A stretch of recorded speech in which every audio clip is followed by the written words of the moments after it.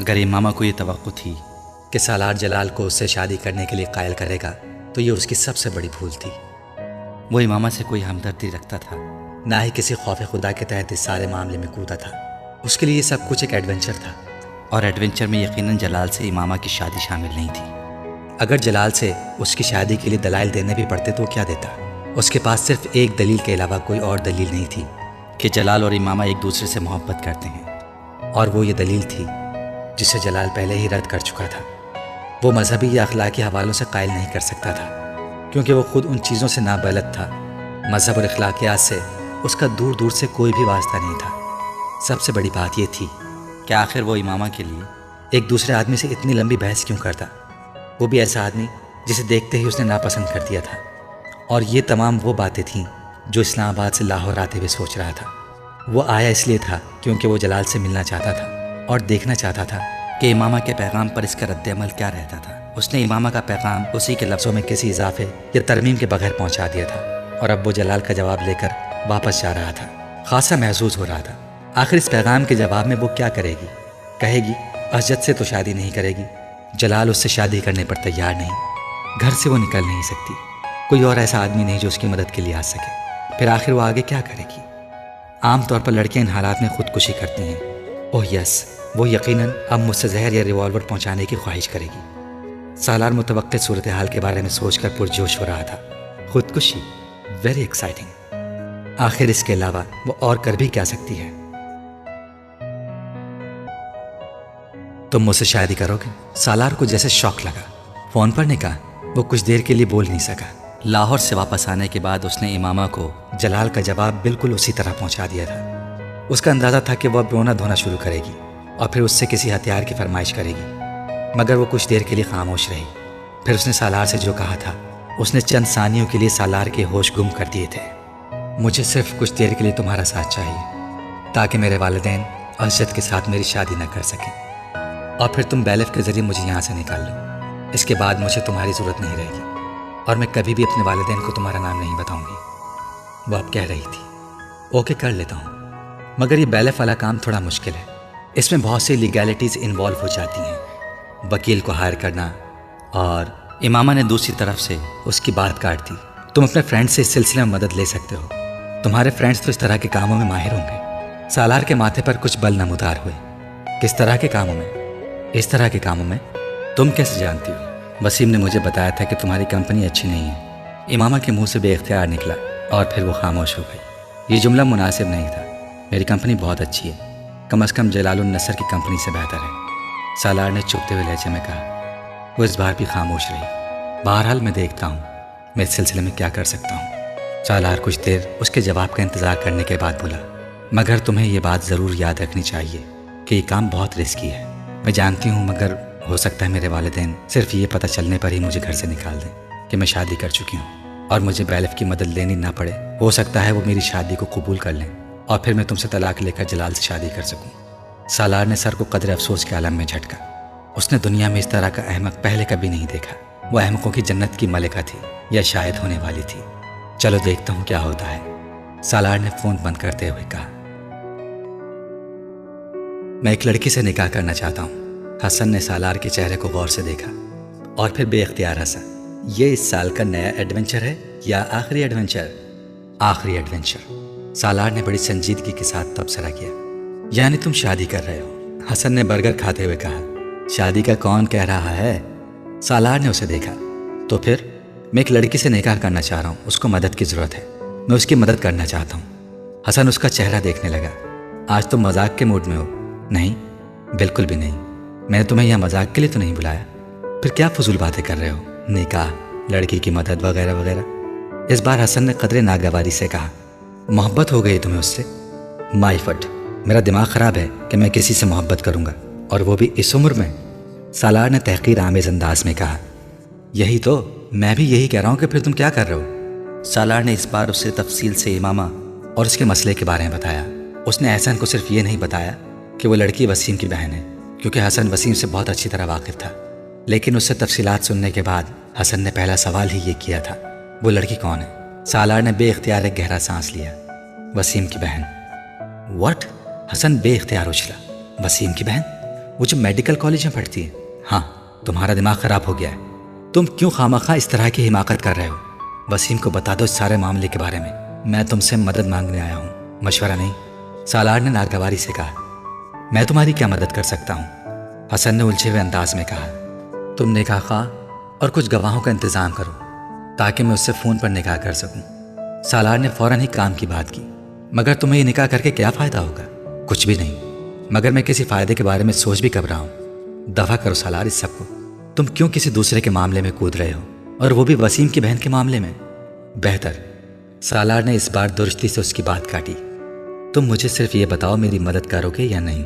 باقی چیزوں کے بارے میں پریشان ہونا تمہارا مسئلہ نہیں ہے۔ ٹھیک ہے، میں تمہاری مدد کروں گا، میں مدد کرنے سے انکار نہیں کر رہا ہوں، مگر تم یہ سوچ لو کہ یہ سب بہت خطرناک ہے، حسن نے ہتھیار ڈالنے والے انداز میں کہا۔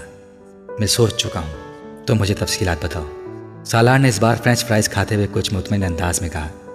بس ایک بات، اگر انکل اور آنٹی کو پتہ چل گیا تو کیا ہوگا؟ انہیں پتہ نہیں چلے گا، وہ یہاں نہیں ہیں، کراچی گئے ہوئے ہیں اور ابھی کچھ دن وہاں رکیں گے۔ وہ یہاں ہوتے پھر میرے لیے سب کچھ کرنا مشکل ہوتا۔ سالار نے اسے مطمئن کرنے کی کوشش کرتے ہوئے کہا۔ وہ اپنا برگر تقریباً ختم کر چکا تھا۔ حسن اپنا برگر کھاتے ہوئے کسی گہری سوچ میں ڈوبا نظر آ رہا تھا، مگر سالار اس کے تاثرات کی طرف دھیان نہیں دے رہا تھا۔ وہ جانتا تھا کہ حسن اس وقت اپنا لاہے عمل طے کرنے میں مصروف ہے۔ اسے حسن سے کسی قسم کا خوف یا خطرہ نہیں تھا، وہ اس کا بہترین دوست تھا۔ حسن نے نکاح کے انتظامات بہت آسانی سے کر لیے تھے۔ سالار نے اسے کچھ رقم دی تھی جس سے اس نے 3 گواہوں کا انتظام کر لیا تھا۔ چوتھے گواہ کے طور پر وہ خود موجود تھا۔ نکاح خواہ کو اندازہ تھا کہ اس نکاح میں کوئی غیر معمولی کہانی تھی، مگر اسے بھاری رقم کے ساتھ اتنی دھمکیاں بھی دے دی گئی تھیں کہ وہ خاموش ہو گیا۔ حسن سپہر کے وقت اس نکاح خواہ اور تینوں گواہوں کو لے آیا تھا۔ وہ سب سالار کے کمرے میں چلے گئے۔ وہاں بیٹھ کر نکاح نامہ بھرا گیا۔ سالار امامہ کو اس بارے میں پہلے ہی انفارم کر چکا تھا۔ مقررہ وقت پر فون پر نکاح خواہ نے ان دونوں کا نکاح پڑھا دیا تھا۔ سالار نے ملازمہ کے ذریعے امامہ کو پیپرز بھجوا دیے تھے۔ امامہ نے پیپرز لیتے ہی برق رفتاری سے ان پر سائن کر کے ملازمہ کو واپس دے دیے تھے۔ ملازمہ ان پیپرز کو واپس سالار کے پاس لے آئی تھی، مگر وہ بری طرح تجسس کا شکار تھی۔ آخر وہ کون لوگ تھے جو سالار کے کمرے میں تھے، اور یہ پیپرز کیسے تھے جن پر امامہ نے سائن کیا تھا؟ اس کا ماتھا ٹھٹک رہا تھا۔ اسے شبہ ہو رہا تھا کہ ہو نہ ہو وہ دونوں آپس میں شادی کر رہے تھے۔ سالار کو پیپرز واپس دیتے ہوئے وہ پوچھے بغیر نہیں رہ سکی تھی۔ یہ کس چیز کے کاغذ ہے سالار صاحب؟ اس نے بظاہر سادگی اور معصومیت سے پوچھا۔ تمہیں اس سے کیا؟ جیسے بھی پیپرز ہوں، تم اپنے کام سے کام رکھو۔ سالار نے درشتی سے اسے جھڑک دیا۔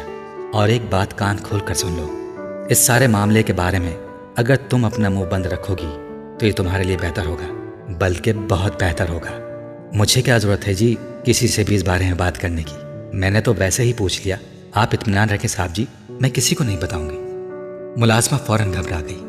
سالار ویسے بھی اتنا اکڑ مزاج تھا کہ اسے اس سے بات کرتے ہوئے خوف آیا کرتا تھا۔ سالار نے کچھ نخوت بھرے انداز میں سر کو جھٹکا۔ اسے اس بات کا خوف نہیں تھا کہ ملازمہ یہ سب کسی کو بتا سکتی تھی۔ اگر بتا بھی دیتی تو اس سے کوئی فرق نہیں پڑنے والا تھا۔ تم ایک بار پھر جلال سے ملو، ایک بار پھر پلیز، وہ اس دن اس سے فون پر کہہ رہی تھی۔ سالار اس بات پر چڑھ گیا۔ وہ تم سے شادی نہیں کرنا چاہتا امامہ، وہ کتنی بار کہہ چکا ہے، آخر تم سمجھتی کیوں نہیں ہو کہ دوبارہ بات کرنے کا کوئی فائدہ نہیں ہے؟ اس نے بتایا تھا کہ اس کے ماں باپ اس کی منگنی وغیرہ کرنا چاہ رہے ہیں، وہ جھوٹ بول رہا ہے۔ امامہ نے بے اختیار اس کی بات کاٹ دی، صرف اس لیے کہ میں اس سے دوبارہ کانٹیکٹ نہ کروں، ورنہ اس کے پیرنٹس اتنی جلدی اس کی منگنی نہیں کر سکتے۔ تو جب وہ نہیں چاہتا تم سے شادی کرنا اور کانٹیکٹ کرنا، تو تم کیوں خوار ہو رہی ہو اس کے پیچھے؟ کیونکہ میری قسمت میں خالی ہے، اس نے دوسری طرف سے بھررائی ہوئی آواز میں کہا۔ اس کا کیا مطلب ہوا؟ وہ الجھا۔ کوئی مطلب نہیں ہے، نہ تم سمجھ سکتے ہو، بس تم جا کر اسے کہو میری مدد کرے۔ وہ حضرت محمد صلی اللہ علیہ وآلہ وسلم سے اتنی محبت کرتا ہے، اس سے کہو کہ وہ آپ صلی اللہ علیہ وآلہ وسلم کے لیے ہی مجھ سے شادی کر لے۔ وہ بات کرتے کرتے پھوٹ پھوٹ کر رونے لگی۔ یہ کیا بات ہوئی؟ وہ اس کے آنسوں سے متاثر ہوئے بغیر بولا، کیا یہ بات کہنے سے وہ تم سے شادی کر لے گا؟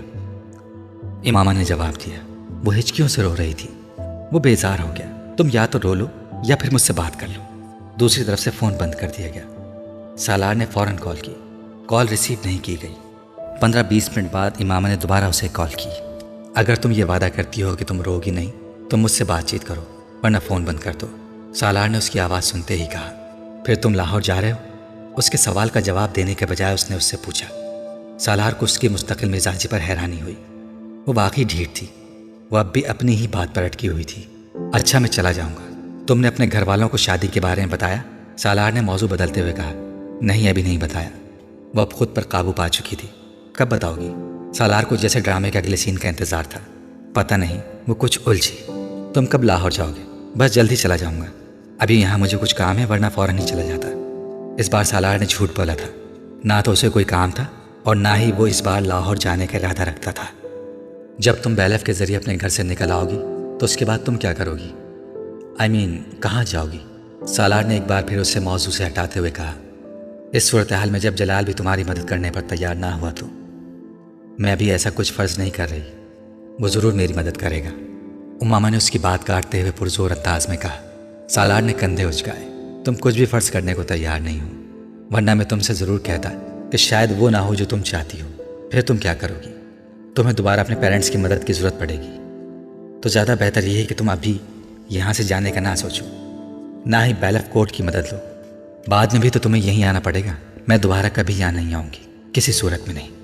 یہ جذباتیت ہے، سالار نے تبصرہ کیا۔ تم ان چیزوں کو نہیں سمجھ سکتے، امامہ نے ہمیشہ کی طرح اپنا مخصوص جملہ دہرایا۔ سالار کو جز بس ہوا۔ اوکے، کرو جو کرنا چاہتی ہو، اس نے لاپرواہی سے کہہ کر فون بند کر دیا۔ کل شام کو ہم لوگ اسجد کے ساتھ تمہارا نکاح کر رہے ہیں، تمہاری رخصتی بھی ساتھ ہی کر دیں گے۔ ہاشم مبی نے رات کو اس کے کمرے میں آ کر اکھڑے ہوئے لہجے میں کہا۔ بابا، میں انکار کر دوں گی، آپ کے لیے بہتر ہے آپ اس طرح کی زبردستی میرے ساتھ نہ کریں۔ تم انکار کرو گی تو میں تمہیں اسی وقت شوٹ کر دوں گا، یہ بات یاد رکھنا تم۔ وہ سر اٹھاتے انہیں دیکھتی رہی۔ بابا، میں شادی کر چکی ہوں۔ ہاشم مبین کے چہرے کا رنگ اڑ گیا۔ میں اس لیے اس شادی سے انکار کر رہی تھی۔ تم جھوٹ بول رہی ہو۔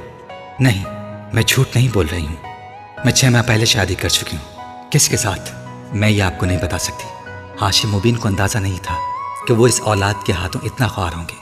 آگ بگولہ ہو کر وہ امامہ پر لپک کے اور انہیں یک کے بعد دیگر اس کے چہرے پر تھپڑ مارنے شروع کر دیے۔ وہ چہرے کے سامنے دونوں ہاتھ کرتے ہوئے خود کو بچانے کی کوشش کرنے لگی، مگر وہ اس میں بری طرح ناکام رہی۔ کمرے میں ہونے والا شور سن کر وسیم سب سے پہلے وہاں آیا تھا۔ اس نے ہاشم مبین کو پکڑ کر زبردستی امامہ سے دور کیا۔ وہ دیوار کے ساتھ پشت ٹکائے روتی رہی۔ بابا، آپ کیا کر رہے ہیں؟ سارا معاملہ آرام سے حل کیا جا سکتا ہے۔ وسیم کے پیچھے گھر کے باقی لوگ بھی اندر چلے آئے۔ اس نے شادی کر لی ہے کسی سے، ہاشم مبین نے غم و غصے کے عالم میں کہا۔ بابا جھوٹ بول رہی، شادی کیسے کر سکتی ہے؟ ایک بار بھی گھر سے نہیں نکلی۔ یہ وسیم تھا، 6 ماہ پہلے شادی کر لی ہے اس نے۔ امامہ نے سر نہیں اٹھایا۔ نہیں، میں نہیں مانتا، ایسا نہیں ہو سکتا، یہ ایسا کر ہی نہیں سکتی۔ وسیم اس کے رگ رگ سے واقف تھا۔ امامہ نے دھندلائی آنکھوں کے ساتھ اسے دیکھا اور کہا، ایسا ہو چکا ہے، کیا ثبوت ہے؟ نکاح نامہ ہے تمہارے پاس؟ وسیم نے اکھڑ لہجے میں کہا، یہاں نہیں ہے، لاہور میں ہے، میرے سامان میں۔ بابا، میں کل لاہور سے اس کا سامان لے کر آتا ہوں، دیکھ لیتے ہیں، وسیم نے ہاشم مبین سے کہا۔ امامہ بے اختیار پچھتائی، سامان سے کیا مل سکتا تھا؟ شادی کر بھی لی تو کوئی بات نہیں، طلاق دلوا کر تمہاری شادی اسجد سے کراؤں گا، اور اس آدمی نے طلاق نہ دی تو پھر اسے قتل کرا دوں گا۔ ہاشم مبین نے سرخ چہرے کے ساتھ وہاں سے جاتے ہوئے کہا۔ کمرہ آہستہ آہستہ خالی ہو گیا۔ وہ اپنے بیڈ پر بیٹھ گئی۔ اسے پہلی بار احساس ہو رہا تھا کہ جال میں پھنسنے کے بعد کے احساسات کیا ہوتے ہیں۔ یہ ایک اتفاق تھا کہ نکاح نامے کی کاپی سالار نے اس کو نہیں بھجوائی تھی۔ اگر اس کے پاس ہوتی بھی تو تب بھی وہ اسے ہاشم مبین کو نہیں دے سکتی تھی، ورنہ سالار سکندر کا نام نکاح نامے پر دیکھنے کے بعد ان کے لیے اس تک پہنچنا اور اس سے چھٹکارا حاصل کرنا منٹوں کا کام تھا۔ اس کے سامان سے نکاح نامہ نہیں ملے گا تو اس کے اس بیان پر کسی کو یقین نہیں آ سکتا کہ وہ نکاح کر چکی ہے۔ اس نے کمرے کے دروازے کو لاک کر دیا اور موبائل پر سالار کو کال کرنے لگی۔ اس نے اسے ساری صورتحال سے آگاہ کر دیا۔ تم ایک بار پھر لاہور جاؤ اور جلال کو میرے بارے میں بتاؤ۔ میں اب اس گھر میں نہیں رہ سکتی، مجھے یہاں سے نکلنا ہے، اور اس کے علاوہ میں کہیں نہیں جا سکتی۔ تم میرے لیے ایک وکیل کو ہائر کرو اور اسے کہو کہ میرے پیرنٹس کو میرے شوہر کی طرف سے مجھے حبس بیجا میں رکھنے کے خلاف ایک کورٹ نوٹس بھجوائے۔ تمہارے شوہر یعنی میری طرف سے؟ تم وکیل کو اپنا نام مت بتانا، بلکہ یہ بہتر ہے کہ اپنے کسی دوست کے ذریعے وکیل کو ہائر کرو، اور میرے شوہر کا کوئی بھی فرضی نام دے سکتے ہو۔ تمہارا نام وکیل کے ذریعے انہیں پتہ چلے گا تو وہ تم تک پہنچ جائیں گے، اور میں یہ نہیں چاہتی۔ امامہ نے اسے یہ نہیں بتایا کہ اسے کیا خدشہ ہے، اور نہ ہی سالار نے اندازہ لگانے کی کوشش کی۔ اس سے بات کرنے کے بعد امامہ نے فون بند کر دیا۔ اگلے روز کسی وکیل نے فون کر کے ہاشم مبین سے امامہ کے سلسلے میں بات کی اور انہیں امامہ کو زبردستی اپنے گھر میں رکھنے کے بارے میں اس کے شوہر کی طرف سے کیے جانے والے کیس کے بارے میں بتایا۔ ہاشم مبین کو مزید کسی ثبوت کی ضرورت نہیں رہی تھی۔ وہ غصے میں پھنکارتے ہوئے اس کے کمرے میں گئے اور اسے بری طرح مارا۔ تم دیکھنا امامہ، تم کس طرح برباد ہوگی، ایک ایک شے کے لیے ترسو گی۔ تم جو لڑکیاں تمہاری طرح اپنے ماں باپ کی عزت کو نیلام کرتی ہیں، ان کے ساتھ یہی ہوتا ہے۔ تم ہمیں کورٹ تک لے گئی ہو، تم نے وہ سارے احسان فراموش کر دیے جو ہم نے تم پر کیے۔ تمہارے جیسی بیٹیوں کو واقعی پیدا ہوتے ہی دفن کر دینا چاہیے۔ وہ بڑی خاموشی سے پٹتی رہی، اپنے باپ کی کیفیات کو سمجھ سکتی تھی، مگر وہ اپنی کیفیات اور اپنے احساسات انہیں نہیں سمجھا سکتی تھی۔ تم نے ہمیں کسی کو منہ دکھانے کے قابل نہیں چھوڑا، کسی کو نہیں، ہمیں زندہ درگور کر دیا ہے تم نے۔ سلمہ اس کے پیچھے کمرے میں داخل ہوئی تھی، مگر انہوں نے ہاشم مبین کو روکنے کی کوشش نہیں کی۔ وہ خود بھی بری طرح مشتعل تھی۔ وہ جانتی تھی کہ امامہ کا یہ قدم کس طرح ان کے پورے خاندان کو متاثر کرنے والا تھا، اور خاص طور پر ان کے شوہر کو۔ تم نے ہمارے اعتماد کا خون کیا ہے، کاش تم میری اولاد نہ ہوتی، کبھی میرے خاندان میں پیدا نہ ہوتی، پیدا ہو ہی گئی تھی تو تبھی مر جاتی، یا میں ہی تمہیں مار دیتا۔ امامہ آج ان کی باتوں اور پٹائی پر نہیں روئی تھی، اس نے مدافعت کی کوئی کوشش نہیں کی تھی، وہ صرف خاموشی کے ساتھ پٹتی رہی۔ پھر ہاشم مبین احمد جیسے تھک سے گئے اور اسے مارتے مارتے رک گئے۔ ان کا سانس پھول گیا تھا، وہ بالکل خاموشی سے ان کے سامنے دیوار کے ساتھ لگی کھڑی تھی۔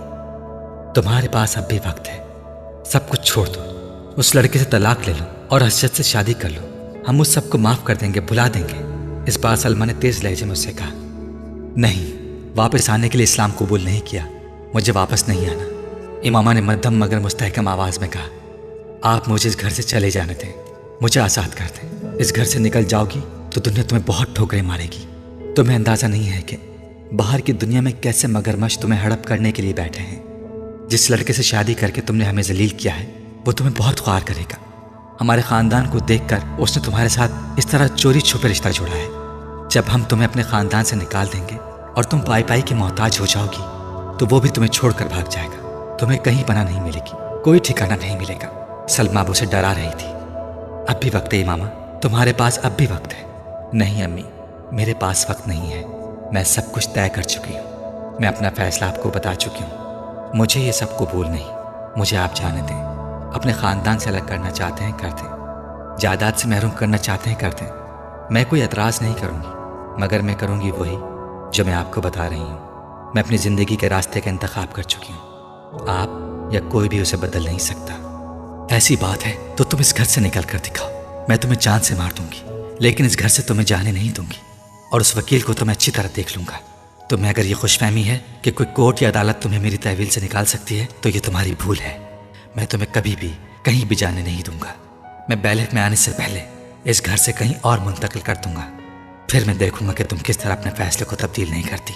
اور مجھے اگر وہ لڑکا نہ ملا جس سے تم نے شادی کی ہے تو پھر میں اس بات کی پرواہ کیے بغیر کہ تمہارا نکاح ہو چکا ہے، اسجد سے تمہاری شادی کر دوں گا۔ میں اس شادی کو سرے سے ماننے سے انکار کرتا ہوں۔ تمہاری شادی صرف وہ ہوگی جو میری مرضی سے ہوگی، اس کے علاوہ نہیں۔ وہ مشتعل انداز میں کہتے ہوئے سلمہ کے ساتھ باہر نکل گئے۔ وہ وہیں دیوار کے ساتھ کھڑی خوفزدہ اور پریشان نظروں سے دروازے کو دیکھتی رہی۔ اس نے جس مقصد کے لیے شادی کی تھی اس کا کوئی فائدہ ہوتا نظر نہیں آ رہا تھا۔ ہاشم مبین احمد اپنی بات پر چٹان کی طرح اڑے ہوئے تھے۔ بیچاری امامہ بی بی۔ ناصرہ نے سالار کے کمرے کی صفائی کرتے ہوئے اچانک بلند آواز میں افسوس کا اظہار کرتے ہوئے کہا۔ سالار نے مڑ کر اسے دیکھا، وہ اپنی اسٹڈی ٹیبل پر پڑی ہوئی کتابوں کو سمیٹ رہا تھا۔ ناصرہ اسے متوجہ دیکھ کر تیزی سے بولی، بڑی مار پڑی ہے جی کل رات کو۔ کس کو مار پڑی ہے؟ سالار نے کتابیں ایک طرف رکھتے ہوئے کہا۔ امامہ بی بی کو جی، اور کسے؟ وہ کتابیں ایک طرف کرتے کرتے رک گیا اور ناصرہ کو دیکھا جو کمرے میں موجود ایک شیلف کی جھاڑ پونچھ کر رہی تھی۔ ہاشم مبین نے کل بہت مارا ہے اسے۔ سالار بے حد محظوظ ہوا۔ باقی؟ ہاں جی، بہت زیادہ پٹائی کی ہے، میری بیٹی بتا رہی تھی، ناصرہ نے کہا۔ Very nice.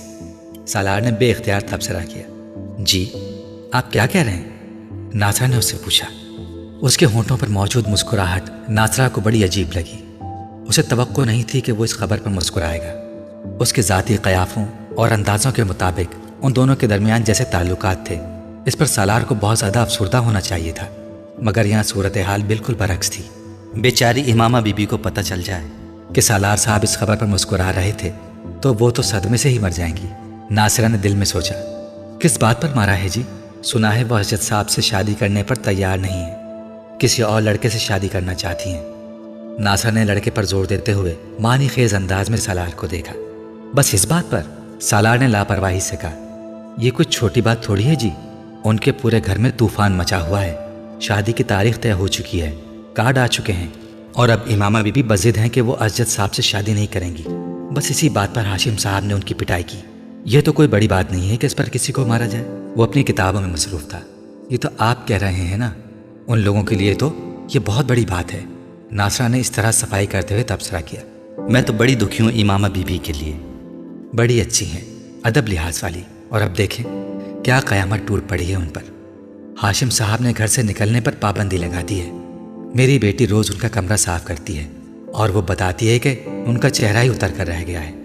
नासिरा इस तरह बोल रही थी, शायद वो शऊरी तौर पर यह कोशिश कर रही थी कि सालार उसे अपना और इमामा का हिमायती और तरफदार समझे, कोई राज कह दे। मगर सालार अहमक नहीं था। उसे नासिरा की इस नाम निहाद हमदर्दी से कोई दिलचस्पी थी भी नहीं। अगर इमामा की पिटाई हो रही थी और उसे कुछ तकलीफ़ों का सामना करना पड़ रहा था तो उससे उसका क्या ताल्लुक़ था। मगर उसे इस सूरत हाल पर हंसी ज़रूर आ रही थी। क्या इस दौर में भी कोई इस उम्र की औलाद पर हाथ उठा सकता है, और वो भी हाशिम मुबीन जैसे अमीर तबके का आदमी? हैरानी की बात है। सोच की एक ही रौ में बहुत से मुतज़ाद ख़यालात बह रहे थे। नासिरा कुछ देर इसी तरह बोलती अपना काम करती रही, मगर फिर जब उसने देखा कि सालार उसकी गुफ्तगू में कोई दिलचस्पी नहीं ले रहा और अपने काम में मसरूफ़ हो चुका है, तो वो कदरे मायूस होकर खामोश हो गई। ये पहले मोहब्बत करने वाले थे जिनका रवैया बेहद अजीब था। कोई इस्तराब, बेचैनी और परेशानी तो उन दोनों के दरमियान नज़र ही नहीं आ रही थी, एक दूसरे की तकलीफ़ का भी सुनकर। शायद इमामा बीबी भी उनके बारे में इस तरह की कोई बात सुनकर उसी तरह मुस्कुराएं, कौन जानता है। नासिरा ने शेल्फ पर पड़ी एक तस्वीर को उठाकर साफ किया। घर छोड़ देने का फैसला उसकी ज़िंदगी के सबसे मुश्किल और तकलीफ दे फैसलों में से एक था, मगर इसके अलावा उसके पास अब कोई दूसरा रास्ता नहीं था।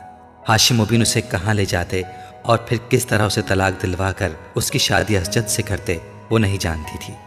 वाहिद चीज़ जो वो जानती थी वो ये हकीकत थी कि एक बार वो उसे कहीं और ले गए तो फिर उसके पास रिहाई और फरार का कोई रास्ता नहीं बचेगा। ये वो बात अच्छी तरह जानती थी कि वो उसे जान से कभी नहीं मारेंगे, मगर ज़िंदा रहकर इस तरह की ज़िंदगी गुजारना ज़्यादा मुश्किल हो जाता है जैसी ज़िंदगी की वो उससे तवक्को और तसव्वुर कर रही थी। हाशिम मुबीन अहमद के चले जाने के बाद वो बहुत देर तक बैठी रोती रही और फिर उसने पहली बार अपने हालात पर गौर करना शुरू किया। उसे घर से सुबह होने से पहले पहले निकलना था और निकलकर किसी महफूज जगह पर जाकर पहुंचना था। महफूज जगह? उसके जहन में एक बार फिर जलालुन नसर का ख्याल आया। उस वक्त सिर्फ वही शख्स था जो उसे सही मायनों में तहफ़्फ़ुज़ दे सकता था। हो सकता है मुझे अपने सामने देखकर उसका फ़ैसला और रवैया बदल जाए, वो अपने फ़ैसले पर गौर करने पर मजबूर हो जाए। हो सकता है वो मुझे सहारा और तहफ़्फ़ुज़ देने पर तैयार हो जाए। उसके वालिदैन को मुझ पर तरस आ जाए। एक मौहूम सी उम्मीद उसके दिल में उभर रही थी। वो मदद नहीं करते तब भी कम अज़ कम मैं आज़ाद तो होंगी, अपनी ज़िंदगी को अपनी मर्ज़ी से गुजार तो सकूंगी। मगर सवाल ये पैदा होता है कि मैं यहाँ से कैसे निकलूँगी और जाऊँगी कहाँ।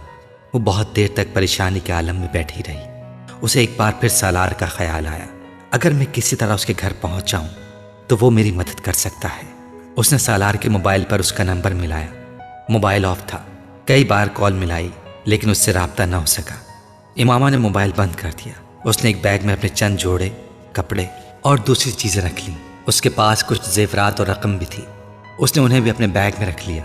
फिर जितनी भी कीमती चीज़ें उसके पास थीं जिन्हें वो आसानी के साथ ले जा सकती थी और बाद में बेचकर पैसे हासिल कर सकती थी, वो उन्हें अपने बैग में रखती गई। बैग बंद करने के बाद उसने अपने कपड़े तब्दील किए और फिर 2 नफिल अदा किए। उसका दिल बेहद बोझल हो रहा था। बेसुकूनी और इस्तराब ने उसके पूरे वजूद को अपनी गिरफ्त में लिया हुआ था। आंसू बहाकर भी उसके दिल का बोझ कम नहीं हुआ था। नवाफिल अदा करने के बाद जितनी आयात और सूरतें उसे ज़बानी याद थीं उसने वो सारी पढ़ लीं। बैग लेकर अपने कमरे की लाइट बंद करके वो खामोशी से बाहर निकल गई। लाउंज के एक लाइट के अलावा सारी लाइटें ऑफ थीं। वहाँ ज़्यादा रोशनी नहीं थी। वो मोहतात अंदाज में चलते हुए सीढ़ियाँ उतर कर नीचे आ गई और फिर किचन की तरफ चली गई। किचन तारीकी में डूबा हुआ था। وہ محتاط اندازوں میں چیزوں کو ٹٹولتے ہوئے کچن کے اس دروازے کی طرف بڑھ گئی جو باہر لان میں کھلتا تھا۔ عقبی لان کے اس حصے میں کچھ سبزیاں لگائی گئی تھیں اور اس گھر میں کچن کا وہ واحد دروازہ تھا جسے لاک نہیں کیا جاتا تھا، صرف چٹخنی لگا دی جاتی تھی۔ دروازہ اس رات بھی لاک نہیں کیا گیا تھا۔ وہ آہستگی سے دروازہ کھول کر باہر نکل آئی۔ کچھ فاصلے پر سرونٹ کوارٹرز تھے۔ وہ بے حد محتاط انداز میں چلتے ہوئے لان عبور کر کے اپنے اور سالار کے گھر کی طرف درمیانی دیوار تک پہنچ گئی۔ دیوار بہت زیادہ بلند نہیں تھی۔ اس نے آہستگی سے بیگ دوسری طرف پھینک دیا اور پھر کچھ جد و جہد کے بعد خود بھی دیوار پھلانگنے میں کامیاب ہو گئی۔ گہری نیند کے عالم میں سالار نے کھٹکے کی آواز سنی تھی، پھر وہ آواز دستک کی آواز میں تبدیل ہو گئی تھی۔ رک رک کر مگر مسلسل کی جانے والی دستک کی آواز۔ وہ اوندھے منہ پیٹ کے بل سو رہا تھا۔ دستک کی اس آواز نے اس کی نیند توڑ دی تھی۔ وہ اٹھ کر بیٹھ گیا اور بیڈ پر بیٹھے بیٹھے اس نے تاریکی میں اپنے چاروں طرف دیکھنے کی کوشش کی۔ خوف کی ایک لہر اس کے اندر سرایت کر گئی۔ وہ آواز کھڑکیوں کی طرف سے آ رہی تھی، یوں جیسے کوئی ان کھڑکیوں کو بجا رہا تھا، مگر بہت آہستہ آہستہ، یا پھر شاید کوئی ان کھڑکیوں کو ٹٹولتے ہوئے کھولنے کی کوشش کر رہا تھا۔ سالار کے ذہنوں میں پہلا خیال کسی چور کا آیا تھا۔ وہ سلائڈنگ ونڈوز تھیں اور بدقسمتی سے وہاں کوئی گرل نہیں تھی۔ اس کی ضرورت اس لیے محسوس نہیں کی گئی تھی کیونکہ وہ امپورٹڈ گلاس کی بنی ہوئی تھیں جنہیں آسانی سے توڑا یا کاٹا نہیں جا سکتا تھا اور انہیں صرف اندر سے کھولا جا سکتا تھا۔ گھر کے چاروں طرف موجود لان میں ویسے بھی رات کو کتے کھلے ہوتے تھے اور ان کے ساتھ 3 گارڈز بھی ہوتے تھے، مگر ان تمام حفاظتی اقدامات کے باوجود اس وقت اس کھڑکی کے دوسری طرف موجود چھوٹے سے برآمدے میں کوئی موجود تھا جو اس کھڑکی کو کھولنے کی کوشش میں مصروف تھا۔ اپنے بیڈ سے دبے قدم اٹھ کر وہ تاریکی میں ہی کھڑکی کی طرف آیا جس طرف سے آواز آ رہی تھی۔ وہ اس کے بالکل مخالف سمت گیا اور بہت احتیاط کے ساتھ اس نے پردے کے ایک سرے کو تھوڑا سا اٹھاتے ہوئے کھڑکی سے باہر جھانکا۔ لان میں لگی روشنیوں میں اس نے کھڑکی کے سامنے جس کو کھڑا دیکھا تھا اس نے اسے ہکا بکا کر دیا تھا۔ یہ پاگل ہے، بے اختیار اس کے منہ سے نکلا۔ اس وقت اگر لان میں پھرتے 4 غیر ملکی نسل کے کتے اسے دیکھ لیتے تو سالار یا کسی دوسرے کے پہنچنے سے پہلے ہی وہ اسے چیر پھاڑ کر چکے ہوتے، اور اگر کہیں گارڈز میں سے کسی نے اسے وہاں دیکھا ہوتا تو وہ بھی تفتیش یا تحقیق پر وقت ضائع کرنے سے پہلے اسے شوٹ کر چکے ہوتے، مگر وہ اس وقت بالکل محفوظ وہاں کھڑی تھی اور یقیناً اپنے گھر کی دیوار پھلانگ کر یہاں آئی تھی۔ ہونٹ بھینچے اس نے کمرے کی لائٹ آن کی۔ لائٹ آن ہوتے ہی دستک کی آواز رک گئی تھی۔ کتے کے بھونکنے کی آواز آ رہی تھی۔ پردے کھینچتے ہی اس نے سلائڈنگ ونڈو کو ہٹا دیا۔ اندر آؤ جلدی، سالار نے تیزی سے امامہ سے کہا۔ وہ کچھ نروس ہو کر کھڑکی سے اندر آ گئی۔ اس کے ہاتھ میں ایک بیگ بھی تھا۔ پردے برابر کرتے ہی سالار نے مڑ کر اس سے کہا، فار گاڈ سیک امامہ، تم پاگل ہو؟ امامہ نے جواب میں کچھ نہیں کہا۔ وہ اپنا بیگ اپنے پیروں میں رکھ رہی تھی۔ تم دیوار کراس کر کے آئی ہو؟ ہاں، تمہیں گارڈ سے کتوں میں سے کوئی دیکھ لیتا تو اس وقت باہر تمہاری لاش پڑی ہوتی۔ میں نے تمہیں بہت دفعہ رنگ کیا، تمہارا موبائل آف تھا، کوئی دوسرا راستہ نہیں تھا میرے پاس۔ سالار نے پہلی بار اس کا چہرہ غور سے دیکھا۔ اس کی آنکھیں سوجی ہوئی اور چہرہ ستا ہوا تھا۔ وہ بڑی سی سفید چادر لپیٹے ہوئے تھی، مگر اس چادر اس کے کپڑوں پر جگہ جگہ مٹی کے داغ تھے۔ تم مجھے لاہور چھوڑ کر آ سکتے ہو؟ وہ کمرے کے وسط میں کھڑے اس سے پوچھ رہی تھی۔ اس وقت؟ اس نے حیرانی سے کہا، ہاں ابھی اسی وقت، میرے پاس وقت نہیں ہے۔ سالار نے تعجب کے عالم میں وال کلاک پر ایک نظر ڈالی۔ وکیل نے تمہارے گھر فون کیا تھا، تمہارا مسئلہ حل نہیں ہوا؟ امامہ نے نفی میں سر ہلایا۔ نہیں، وہ لوگ مجھے صبح کہیں بھجوا رہے ہیں۔ میں تمہیں اسی لیے سارا دن فون کرتی رہی، مگر تم نے موبائل آن نہیں کیا۔ میں چاہتی تھی کہ تم وکیل سے کہو کہ وہ بیلف کے ساتھ آ کر مجھے وہاں سے آزاد کرائے، مگر تم سے کانٹیکٹ نہیں ہوا، اور اگر کل تم سے کانٹیکٹ ہوتا بھی تو کچھ نہیں ہو سکتا تھا، کیونکہ وہ لوگ اس سے پہلے ہی مجھے کہیں شفٹ کر دیتے، اور یہ ضروری تو نہیں کہ مجھے ہی پتا ہو کہ وہ مجھے کہاں شفٹ کر رہے ہیں۔ سالار نے جمع ہی لی۔ اسے نیند آ رہی تھی۔ تم بیٹھ جاؤ، اس نے امامہ سے کہا۔ وہ ابھی تک کھڑی تھی۔ تم اگر مجھے لاہور نہیں پہنچا سکتے تو کم از کم بس اسٹینڈ تک پہنچا دو، میں وہاں سے خود لاہور چلی جاؤں گی۔ اس نے سالار کو نیند میں دیکھ کر کہا، میرا اندازہ ہے کہ اس وقت تو کوئی گاڑی لاہور نہیں جا رہی ہوگی، میں تمہیں صبح… امامہ نے اس کی بات کاٹ دی۔ نہیں، صبح نہیں، میں صبح تک یہاں سے نکل جانا چاہتی ہوں۔ اگر لاہور کی گاڑی نہیں ملی تو میں کسی اور شہر کی گاڑی میں بیٹھ جاؤں گی، پھر وہاں سے لاہور چلی جاؤں گی۔ تم بیٹھو تو صحیح، سالار نے اس سے ایک بار پھر کہا۔ وہ ایک لمحے کے لیے ہچکچائی، پھر صوفے پر جا کر بیٹھ گئی۔ سالار خود ہی اپنے بیڈ کی پائتی پر بیٹھ گیا۔ لاہور تم کہاں جاؤ گی؟ اس نے پوچھا۔ جلال کے پاس۔ مگر وہ تو تم سے شادی سے انکار کر چکا ہے۔ میں پھر بھی اس کے پاس جاؤں گی، اسے مجھ سے محبت ہے، وہ مجھ کو اس طرح بے یار و مددگار نہیں چھوڑ سکتا۔ میں اس سے اور اس کے گھر والوں سے ریکویسٹ کروں گی، میں جانتی ہوں میری بات مان لیں گے، وہ میری صورتحال کو سمجھ لیں گے، مگر تم تو مجھ سے شادی کر چکی ہو۔ امامہ چونک کر سالار کا چہرہ دیکھنے لگی۔ پیپر میرج ہے وہ، میں نے تمہیں بتایا تھا کہ میں مجبوراً نکاح کر رہی ہوں، شادی تو نہیں ہے یہ۔ وہ اسے پلکیں جھپکائے بغیر گہری نظروں سے دیکھتا رہا۔ تم جانتی ہو میں آج لاہور گیا تھا، جلال کے پاس۔ امامہ کے چہرے پر ایک رنگ آ کر گزر گیا۔ تم نے اسے میری پریشانی اور صورتحال کے بارے میں بتایا؟ نہیں، سالار نے نفی میں سر ہلایا۔ کیوں؟ جلال نے شادی کر لی ہے، سالار نے لاپرواہی سے کندھے جھٹکتے ہوئے کہا۔ وہ سانس لینا بھول گئی، پلکیں جھپکائے بغیر وہ کسی بت کی طرح اسے دیکھنے لگی۔ 3 دن ہو گئے اس کی شادی کو، کل پرسوں تک وہ سیر و تفریح کے لیے ناردرن ایریاز کی طرف جا رہا ہے۔ اس نے میری کوئی بات سننے سے پہلے ہی مجھے یہ سب کچھ بتانا شروع کر دیا تھا۔ شاید وہ چاہتا تھا کہ میں اب تمہارے بارے میں بات نہ کروں۔ اس کی بیوی بھی ڈاکٹر ہے۔ سالار باتیں کرتے کرتے رک گیا۔ میرا خیال تھا کہ اس کے گھر والوں نے تمہارے مسئلے کی وجہ سے ہی اس کی اس طرح اچانک شادی کی ہے۔ وہ ایک بعد دیگر جھوٹ پر جھوٹ بولتا جا رہا تھا۔ مجھے یقین نہیں آ رہا، جیسے کسی خلا سے آواز آئی تھی۔ ہاں، مجھے بھی یقین نہیں آیا تھا، اور مجھے توقع تھی کہ تمہیں بھی یقین نہیں آئے گا، مگر یہ سچ ہے۔ تم فون کر کے اس سے بات کر سکتی ہو اس بارے میں۔ سالار نے کندھے جھٹکتے ہوئے لاپرواہی سے کہا۔ امامہ کو لگا وہ پہلی بار صحیح معنوں میں گھپ اندھیرے میں آ کھڑی ہوئی ہے۔ روشنی کی وہ کرن جس کے تعاقب میں وہ اتنا عرصہ چلتی آئی ہے، ایک دم گل ہو گئی ہے۔ راستہ تو ایک طرف، وہ اپنے وجود کو بھی نہیں دیکھ پا رہی تھی۔ اب تم خود سوچ لو کہ لاہور جا کر تم کیا کرو گی۔ وہ تو اب تم سے شادی کر سکتا ہے، نہ اس کے گھر والے تمہیں پناہ دے سکتے ہیں۔ بہتر ہے تم واپس چلے جاؤ، ابھی تمہارے گھر والوں کو پتہ نہیں چلا ہوگا۔ امامہ نے کہیں بہت دور سے سالار کی آواز سنی تھی۔ وہ کچھ نہ سمجھنے والے انداز میں اس کا چہرہ دیکھتی رہی۔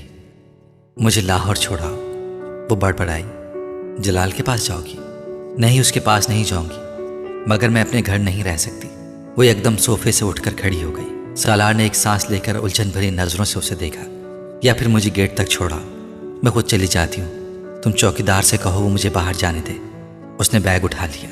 تمہیں اندازہ ہے کہ یہاں سے بس اسٹینڈ کتنی دور ہے؟ اتنی دھند اور سردی میں تم پیدل وہاں تک جا سکو گی؟ جب اور کچھ نہیں رہا میرے پاس تو دھند اور سردی سے مجھے کیا ہوگا؟ سالار نے اسے گیلی آنکھوں کے ساتھ مسکراتے ہوئے دیکھا تھا۔ وہ اپنے ہاتھ کی پشت سے اپنی آنکھوں کو رگڑ رہی تھی۔ سالار اس کے ساتھ کہیں جانے کا کوئی ارادہ نہیں رکھتا تھا۔ لاہور تو دور کی بات تھی، اسے ابھی نیند آ رہی تھی۔ وہ سامنے کھڑی لڑکی کو ناپسند کرتا تھا۔ ٹھہرو، میں بھی چلتا ہوں تمہارے ساتھ۔ وہ نہیں جانتا اس کی زبان سے جملہ کیوں اور کیسے نکلا۔ امامہ نے اسے ڈریسنگ روم کی طرف جاتے دیکھا۔ وہ کچھ دیر بعد باہر نکلا تو شب خوابی کے لباس کے بجائے ایک جینس اور سویٹر میں ملبوس تھا۔ اپنے بیڈ کے سائڈ ٹیبل سے اس نے کی چین اور گھڑی کے ساتھ اپنا والیٹ بھی اٹھایا۔ امامہ کے قریب آ کر اس نے بیگ لینے کے لیے ہاتھ بڑھایا۔ نہیں، میں خود اٹھا لوں گی۔ اٹھا لیتا ہوں۔ اس نے بیگ لے کر کندھے پر ڈال دیا۔ وہ دونوں آگے پیچھے چلتے ہوئے پورچ میں آ گئے۔ سالار نے اس کے لیے فرنٹ سیٹ کا دروازہ کھولا تھا اور بیگ کو پچھلی سیٹ پر رکھ دیا۔ گاڑی گیٹ کی طرف آتے دیکھ کر چوکیدار نے خود ہی گیٹ کھول دیا تھا، مگر اس کے قریب گزرتے ہوئے سالار نے اس کی آنکھوں میں اس حیرت کو دیکھ لیا تھا جو اس کی نظروں میں رات کے اس وقت فرنٹ سیٹ پر بیٹھی ہوئی امامہ کو دیکھ کر آئی تھی۔ یقیناً وہ حیران ہوا ہوگا کہ وہ لڑکی اس وقت اس کے گھر میں کہاں سے آئی تھی۔ تم مجھے بس اسٹینڈ پر چھوڑ دو گے؟ مین روڈ پر آتے ہی امامہ نے اس سے پوچھا۔ سالار نے ایک نظر گردن موڑ کر اسے دیکھا۔ نہیں، میں تمہیں لاہور لے جا رہا ہوں۔ اس کی نظر سڑک پر مرکوز تھی۔ گاڑی اس بڑی سڑک پر دوڑ رہی تھی جو تقریباً سنسان تھی، ٹریفک نہ ہونے کے برابر تھا۔ اسٹیئرنگ پر دائیں ہاتھ رکھے اس نے بائیں ہاتھ کو منہ کے سامنے رکھ کر جماہی روکی اور نیند کے غلبے کو بھگانے کی کوشش کی۔ اس کے برابر کی سیٹ پر بیٹھی امامہ بے آواز رو رہی تھی۔ سالار اس بات سے بے خبر تھا۔ وہ وقتاً فوقتاً اپنے ہاتھ میں پکڑے رومال سے اپنی آنکھیں پونچھتی اور اپنی ناک رگڑ لیتی اور پھر سامنے ونڈ اسکرین سے باہر سڑک پر نظریں جما کر رونا شروع کرتی تھی۔ سالار وقفے وقفے سے اس پر اچھٹتی نظر ڈالتا رہا۔ اس نے امامہ کو کوئی تسلی دینے یا چپ کروانے کی کوشش بھی نہیں کی تھی۔ اس کا خیال تھا وہ خود ہی کچھ دیر آنسو بہا کر خاموش ہو جائے گی، مگر جب آدھا گھنٹہ گزر جانے کے بعد بھی وہ اسی رفتار سے روتی رہی تو وہ کچھ اکتانے لگا۔ اگر تمہیں گھر سے اس طرح بھاگ کر آنے پر پچھتاوا ہونا تھا تو پھر تمہیں گھر سے بھاگنا ہی نہیں چاہیے تھا، سالار نے خاموشی توڑتے ہوئے کہا۔ امامہ نے اس کی بات کا کوئی جواب نہیں دیا۔ ابھی بھی کچھ نہیں بگڑا، ابھی تو شاید تمہارے گھر میں کسی کو تمہاری غیر موجودگی کا پتہ بھی نہیں چلا ہوگا۔ اس نے کچھ دیر اس کے جواب کا انتظار کرنے کے بعد اسے مشورہ دیا۔ مجھے کوئی پچھتاوا نہیں ہے، اس بار اس نے چند لمحے خاموش رہنے کے بعد قدرے بھرائی ہوئی مستحکم آواز میں کہا۔ تو پھر رو کیوں رہی ہو؟ سالار نے فوراً پوچھا۔ تمہیں بتانے کا کوئی فائدہ نہیں ہے، وہ ایک بار پھر آنکھیں پوچھتے ہوئے بولی۔ سالار نے گردن موڑ کر اسے غور سے دیکھا اور پھر گردن سیدھی کر لی۔ لاہور میں کس کے پاس جاؤ گی؟ پتہ نہیں۔ امامہ کے جواب پر سالار نے قدر حیرانی سے اسے دیکھا۔ کیا مطلب؟ تمہیں پتہ نہیں ہے کہ تم کہاں جا رہی ہو؟ فی الحال تو نہیں۔ تو پھر آخر تم لاہور کیوں جا رہی ہو؟ تو پھر اور کہاں جاؤں؟ تم اسلام آباد میں رہ سکتی تھی، کسی کے پاس۔ لاہور میں بھی تو کوئی نہیں ہے جس کے پاس تم رہ سکو، اور وہ بھی مستقل، جلال کے علاوہ۔ سالار نے آخری 3 لفظوں پر زور دیتے ہوئے گردن موڑ کر اسے دیکھا۔ اس کے پاس جا رہی ہو تم؟ کچھ دیر بعد اس نے قدرے چھپتے ہوئے انداز میں کہا، نہیں، جلال میری زندگی سے نکل چکا ہے۔ سالار اندازہ نہیں کر سکا کہ اس کی آواز میں مایوسی تھی یا افسردگی۔ اس کے پاس کیسے جا سکتی ہوں میں؟ تو پھر اور کہاں جاؤ گی؟ سالار نے ایک بار پھر تجسس کے عالم میں پوچھا۔ یہ تو میں لاہور جانے پر ہی طے کروں گی کہ مجھے کہاں جانا ہے، کس کے پاس جانا ہے، امامہ نے کہا۔ سالار نے بے یقینی کے عالم میں اسے دیکھا۔ کیا واقعی وہ نہیں جانتی تھی کہ اسے کہاں جانا تھا، یا پھر وہ اسے بتانا نہیں چاہتی تھی؟ گاڑی میں ایک بار پھر خاموشی چھا گئی۔ تمہارا فیانسی، کیا نام ہے اس کا؟ ہاں، احسد، کافی اچھا ہینڈسم آدمی ہے۔ ایک بار پھر سالار نے اس خاموشی کو توڑا۔ اور یہ جو دوسرا آدمی تھا جلال، اس کے مقابلے میں تو کچھ بھی نہیں ہے۔ کچھ زیادتی نہیں کر دی تم نے احسد کے ساتھ؟ امامہ نے اس کے سوال کے جواب میں کچھ نہیں کہا۔ وہ صرف سامنے سڑک کو دیکھتی رہی۔ سالار کچھ دیر گردن موڑ کر اس کے جواب کے انتظار میں اس کا چہرہ دیکھتا رہا، مگر پھر اسے احساس ہو گیا کہ وہ جواب نہیں دینا چاہتی۔ میں تمہیں سمجھ نہیں پایا، جو کچھ تم کر رہی ہو اس سے بھی نہیں۔ تمہاری حرکتیں بہت عجیب ہیں، اور تم اپنی حرکتوں سے زیادہ عجیب ہو۔ سالار نے کچھ دیر خاموش رہنے کے بعد کہا۔ اس بار امامہ نے اسے گردن موڑ کر دیکھا۔ کیا تمہاری حرکتوں سے زیادہ عجیب ہے میری حرکتیں؟ اور کیا میں تم سے زیادہ عجیب ہوں؟ بڑے دھیمے مگر مستحکم لہجے میں پوچھے گئے اس سوال نے چند لمحے کے لیے سالار کو لاجواب کر دیا تھا۔ میری کون سی حرکتیں عجیب ہیں، اور میں کس طرح عجیب ہوں؟ چند لمحے خاموش رہنے کے بعد سالار نے کہا، تم جانتے ہو کہ تمہاری کون سی حرکتیں عجیب ہیں؟ امامہ نے واپس ونڈو اسکرین کی طرف گردن موڑتے ہوئے کہا، یقیناً میری خودکشی ہی کی بات کر رہی ہو تم۔ سالار نے خود ہی اپنے سوال کا جواب دیتے ہوئے کہا، حالانکہ میں خودکشی نہیں کرنا چاہتا، نہ ہی میں خودکشی کی کوشش کر رہا ہوں۔ میں تو صرف ایک تجربہ کرنا چاہتا تھا۔ کیسا تجربہ؟ میں ہمیشہ لوگوں سے ایک ہی سوال پوچھتا ہوں، مگر کوئی بھی مجھے اس کا تسلی بخش جواب نہیں دے سکا، اس لیے میں اس سوال کا جواب خود ڈھونڈنے کی کوشش کر رہا ہوں۔ وہ بولتا رہا، کیا پوچھتے ہو تم لوگوں سے؟ بہت آسان سا سوال ہے، مگر ہر ایک کو مشکل لگتا ہے۔ What is next to ecstasy? اس نے گردن موڑ کر امامہ سے پوچھا۔ وہ کچھ دیر اسے دیکھتی رہی، پھر اس نے مدھم آواز میں کہا، pain. What is the next to pain? Salar نے بلا توقف ایک اور سوال کیا۔ Nothingness. What is next to nothingness? Salar نے اسی انداز میں ایک اور سوال کیا۔ ہیل، امامہ نے کہا۔ And what is next to hell? اس بار امامہ خاموشی سے اس کا چہرہ دیکھتی رہی۔ What is next to hell? What is next to hell? Salar نے پھر اپنا سوال دہرایا۔ تمہیں خوف نہیں آتا؟ سالار نے امامہ کو قدرے عجیب انداز میں پوچھتے سنا۔ کس چیز سے؟ سالار حیران ہوا۔ ہیل سے، اس جگہ سے جس کے آگے اور کچھ بھی نہیں ہوتا، سب کچھ اس کے پیچھے ہی رہ جاتا ہے۔ ماتوب اور مغضوب ہو جانے کے بعد باقی بچتا کیا ہے جسے جاننے کا تمہیں تجسس ہے؟ امامہ نے قدر افسوس میں کہا، میں تمہاری بات سمجھ نہیں سکا، سب کچھ میرے سر کے اوپر سے گزرا ہے۔ سالار نے جیسے اعلان کرنے والے انداز میں کہا، فکر مت کرو، آ جائے گی۔ ایک وقت آئے گا جب تمہیں ہر چیز کی سمجھ آ جائے گی، یا پھر تمہاری ہنسی ختم ہو جائے گی، تب تمہیں خوف آنے لگے گا، موت سے بھی اور دوزخ سے بھی۔ اللہ تمہیں سب کچھ دکھا اور بتا دے گا، پھر تم کسی سے یہ کبھی نہیں پوچھا کرو گی، what is the next to ecstasy? Imama نے بہت رسانیت سے کہا، یہ تمہاری پیش گوئی ہے؟ سالار نے اس کی بات کے جواب میں کچھ چوبتے ہوئے لہجے میں کہا، نہیں۔ امامہ نے اسی انداز میں کہا، تجربہ؟ سالار نے گردن سیدھی کر لی۔ ہاں، یہ تمہارا تجربہ ہی ہو سکتا ہے۔ کی تو تم نے خودکشی ہے، میرا مطلب ہے کرنے کی کوشش کی ہے۔ میں نے اپنے طریقے سے یہ کوشش کی تھی، تم نے اپنے طریقے سے کوشش کی ہے۔ سالار نے سرد مہری سے کہا۔ امامہ کی آنکھوں میں ایک بار پھر آنسو آ گئے۔ گردن موڑ کر اس نے سالار کو دیکھا۔ میں نے کوئی خودکشی نہیں کی ہے۔ کسی لڑکے کے لیے گھر سے بھاگنا ایک لڑکی کے لیے خودکشی ہی ہوتی ہے، وہ بھی اس صورت میں جب وہ لڑکا شادی پر تیار ہی نہ ہو۔ دیکھو، میں خود ایک لڑکا ہوں، بہت براڈ مائنڈڈ اور لبرل ہوں، اور میں بالکل برا نہیں سمجھتا اگر ایک لڑکی گھر سے بھاگ کر کسی لڑکے کے ساتھ کورٹ میرج یا شادی کر لے، مگر وہ لڑکا اس کا ساتھ تو دے۔ ایک ایسے لڑکے کے لیے گھر سے بھاگ جانا جو شادی کر چکا ہو، میری سمجھ میں نہیں آتا. اور پھر تمہاری عمر میں بھاگنا بالکل حماقت ہے. میں کسی لڑکے کے لیے نہیں بھاگی ہوں. جلال النصر. سالار نے اس کی بات کاٹتے ہوئے اسے یاد دلایا. میں اس کے لیے نہیں بھاگی ہوں. وہ بے اختیار بلند آواز میں چلائی. سالار کا پاؤں بے اختیار بریک پر جا پڑا. اس نے حیرانی سے امامہ کو دیکھا. تو مجھ پر کیوں چلا رہی ہو؟ مجھ پر چلانے کی ضرورت نہیں ہے، سالار نے ناراضی سے کہا. وہ کھڑکی سے باہر دیکھنے لگی. یہ جو تمہاری مذہب والی تھیوری یا فلسفی یا پوائنٹ یا جو بھی ہے، آئی ڈونٹ گیٹ اٹ. کیا فرق پڑتا ہے اگر کوئی کسی اور پیغمبر کو ماننا شروع ہو گیا؟ زندگی ان فضول بحثوں کے علاوہ بھی کچھ ہے. مذہب، عقیدے یا فرقے پر لڑنا، واٹ ربش. امامہ نے گردن موڑ کر ناراضی کے عالم میں اسے دیکھا. جو چیزیں تمہارے لیے فضول ہیں ضروری نہیں کہ وہ ہر ایک کے لیے فضول ہوں. میں اپنے مذہب پر قائم نہیں رہنا چاہتی اور نہ ہی اس مذہب کے کسی شخص سے شادی کرنا چاہتی ہوں. تو یہ میرا حق ہے کہ میں ایسا کروں. میں تم سے ایسی چیزوں کے بارے میں بحث نہیں کرنا چاہتی جسے تم نہیں سمجھتے. اس لیے تم ان معاملات کے بارے میں اس طرح کے تبصرے مت کرو. مجھے حق ہے میں جو چاہے کہوں. فریڈم آف ایکسپریشن، اظہار کی آزادی. سالار نے کندھے اچکاتے ہوئے کہا. امامہ نے جواب دینے کے بجائے خاموشی اختیار کی. وہ کھڑکی سے باہر دیکھنے لگی. سالار بھی خاموشی سے گاڑی ڈرائیو کرنے لگا. یہ جلال النصر، میں اس کی بات کر رہا تھا. کچھ دیر کی خاموشی کے بعد ایک بار پھر اپنے اسی موضوع کی طرف آ گیا. اس میں کیا خاص بات ہے؟ اس نے گردن موڑ کر امامہ کو دیکھا. وہ ونڈ اسکرین سے باہر سڑک کو دیکھ رہی تھی. جلال النصر اور تمہارا کوئی جوڑ نہیں ہے. وہ بالکل بھی ہینڈسم نہیں ہے. تم ایک خوبصورت لڑکی ہو. میں حیران ہوں کہ تم اس میں کیسے دلچسپی لینے لگی.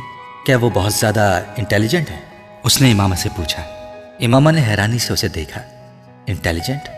کیا مطلب؟ دیکھو، یا تو کسی کی شکل اچھی لگتی ہے. میں نہیں سمجھتا کہ تمہیں جلال کی شکل اچھی لگتی ہوگی، یا پھر اس کا فیملی بیک گراؤنڈ، پیسہ وغیرہ کسی میں دلچسپی کا باعث بنتا ہے. اب جلال کا فیملی بیک گراؤنڈ یا مالی حالت کے بارے میں نہیں جانتا، مگر خود تمہارا فیملی بیک گراؤنڈ جتنا ساؤنڈ ہے، یہ بھی تمہارے لیے اس میں دلچسپی کا باعث نہیں بن سکتا. واحد بچ جانے والی وجہ کسی کی ذہانت، قابلیت وغیرہ ہے. اس لیے پوچھ رہا ہوں، کیا وہ بہت انٹیلیجنٹ ہے؟ کیا وہ بہت آؤٹ اسٹینڈنگ اور بریلینٹ ہے؟ نہیں، امامہ نے مدھم آواز میں کہا. سالار کو مایوسی ہوئی.